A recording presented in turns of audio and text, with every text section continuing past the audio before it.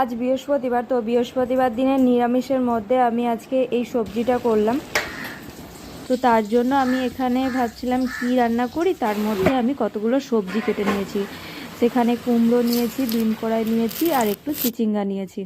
তো সেটাকে এখন ভালো মতো কষিয়ে নিচ্ছি। 5 ফোড়ন, একটু কাঁচা লঙ্কা দিয়েছি আধখানা, আর হচ্ছে তেজপাতা, এই দিয়ে কষিয়ে নিলাম। আর এখানে আগে একটা মশলা করে রেখেছিলাম, সেটা হলো আদা, জিরে আর কাঁচা লঙ্কা, পাকা লঙ্কা দিয়ে। তো কাঁচা লঙ্কার যে পাকাটা সেইটা দিয়ে, তো এখন মশলাটা দিয়ে দিয়ে আর হলুদ দিয়ে নুন দিয়ে কষিয়ে নিলাম। সেখানে আমি বাঁধাকপিটা জল ঝারিয়ে ভালো করে ভাপিয়ে রেখেছিলাম, সেটাও এখন দিয়ে দিলাম।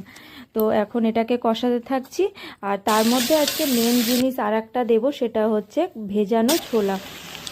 তো এটাকে আমি একবার করে চাপা দেবো আর একবার করে কষিয়ে নেবো, নিয়ে একটু মজে গেলে তারপরে আমি একটু অল্প পরিমাণ জল দিয়ে দেবো, দিয়ে এটাকে সিদ্ধ হতে দেবো।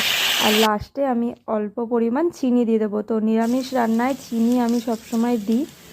তো শাক রান্না আর নিরামিষ কোনো সবজি করলে সে ব্যাস, এই যে নাবিয়ে নিয়েছি এবার।